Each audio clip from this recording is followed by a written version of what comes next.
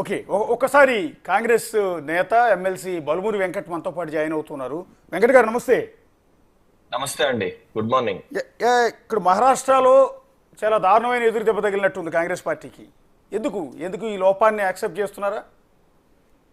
ఈ ఉన్నది కంప్లీట్ గా సరే ఇప్పుడు వచ్చిన ఫలితాల మేరకు జార్ఖండ్ ఏమో పోటాపోటీలు ఉంది. మహారాష్ట్రలో స్టార్టింగ్ ఇప్పుడు వస్తున్న ఏదైతే అప్డేట్స్ ఉన్నాయో దాని ప్రకారం కొంచెము ఆ కాంగ్రెస్ కి నెగిటివ్ గా ఉన్నా కూడా చూడాలి. అంటే లాస్ట్ వరకు వచ్చినప్పుడు ఆ దేని వల్ల అయింది, అంటే దేని రీజన్స్ అయినాయి, అవన్నీ కూడా కంప్లీట్ రిజల్ట్స్ వచ్చినాక దానిపైన రివ్యూ చేయడం జరుగుతుంది.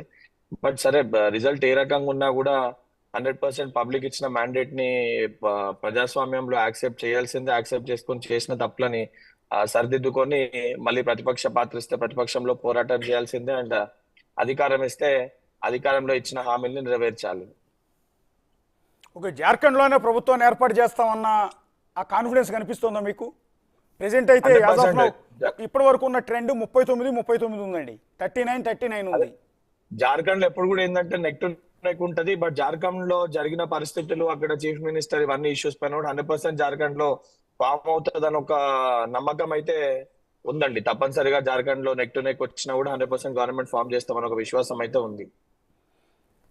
ఓకే. అంటే మహారాష్ట్రలో యాక్చువల్లీ మహావికాస్ అఘాడీ ఖచ్చితంగా గెలుస్తుంది, భారీ మెజార్టీతో గెలుస్తుంది అని కాంగ్రెస్ కావచ్చు, అలాగే ఉద్ధవ్ థాక్రే వర్గం కావచ్చు చాలా హోప్స్ పెట్టుకున్నారు. సో రానున్న పార్లమెంట్ ఎన్నికల మీద కూడా మహారాష్ట్ర ఎన్నికల ఫలితాల ప్రభావం చాలా ఎక్కువ ఉంటుంది. ఖచ్చితంగా రాహుల్ గాంధీని పీఎం చేయాలి అంటే ఈ రెండు రాష్ట్రాలకు మనం ఖచ్చితంగా గెలిచి తీరాలి, ఆ భరోసా ఇవ్వాలి కాంగ్రెస్ పార్టీని దేశవ్యాప్తంగా అన్న ఆశలు కూడా మీ పార్టీలో డిస్కషన్లో విపరీతంగా జరిగింది. అలాంటి తరుణంలో మహారాష్ట్రలో ఒక చాలా తీవ్రమైన ఎదురు దెబ్బ అనుకోవాలి కదా?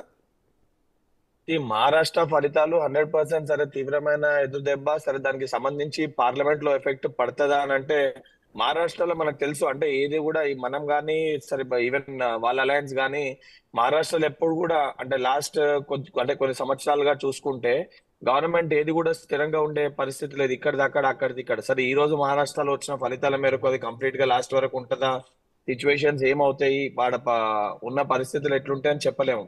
బట్ సరే, ఇప్పుడు వచ్చిన ఫలితాలకు సంబంధించి పార్లమెంట్ ఎలక్షన్స్ కి ఇంకా చాలా సమయం ఉంది. ఆ లోపల 100% ఆడ జరిగిన మిస్టేక్స్ ఏదో సార్ దానికి సంబంధించిన ఏమున్నాయో వాటిని సరిదిద్దుకుంటాము. బట్ 100% రాహుల్ గాంధీ గారిని ప్రధానమంత్రి చేయనీకి ఏవైతే సరే ఇనిషియల్ గానే మాకు ఇప్పుడే పబ్లిక్ కి ఏముందో సరే ఆడ వాస్తవాలు దేని వలన తప్పు జరిగినాయో అవన్నిటిని కూడా తీసుకొని దాన్ని రెక్టిఫై చేసుకొని 100% పార్లమెంట్ లో బౌన్స్ బ్యాక్ అయ్యే ఒక ప్రయత్నం చేస్తాము. అంటే మొన్న పార్లమెంట్ ఎన్నికల్లో కూడా 30 స్థానాలు గెలిచిన మీ కూటమి, మహావికాస్ అఘాడీ కూటమి ఇప్పుడు దారుణంగా ఓడిపోతోంది. ఏంటి ఏంటి తేడా లోక్సభ ఎన్నికలకిను అసెంబ్లీ ఎన్నికలకి ఇంత మార్జిన్ అంటే అక్కడ రావడానికి? లోక్సభ ఎన్నికలు అనేది రాహుల్ గాంధీ గారిని భారతదేశంలో ఉన్న పరిస్థితులు దానిపైన ఏదైతే వారు చేసిన భారత్ జోడో యాత్ర కానీ ఇవన్నిటిని ప్రజలు పరిగణలోకి తీసుకొని రాహుల్ గాంధీ గారికి ఆ రోజు 100% రాహుల్ గాంధీ గారిని ప్రధానమంత్రి చేయాలని చెప్పి పట్టం కట్టింది. సరే, మహారాష్ట్ర ఎన్నికల విషయానికి వచ్చినప్పుడు ఆడ స్థానికంగా ఉన్న ఏదైతే అలయన్స్ పార్ట్నర్స్ అందరితోటి కలిసి స్థానికంగా మేము ఇచ్చిన మేనిఫెస్టో కానీ లేదా గత ప్రభుత్వం ఇంప్లిమెంట్ చేస్తున్న స్కీమ్స్ కానీ అనేకం కన్సిడరేషన్ లోకి వస్తాయి. పార్లమెంట్ కి స్టేట్ కి డిఫరెన్షియేషన్ చూడే పర్సెప్షన్ లో కానీ పబ్లిక్ అక్కడ స్థానిక ఇష్యూస్ పైన కానీ లేకపోతే ఇన్ ద మీన్ వైల్ ఈ ఎలక్షన్ ప్రాసెస్ లో జరిగిన అంశాలన్నింటినీ పరిగణలోకి తీసుకొని రిజల్ట్ అనేది ఉంటది. Yes sir.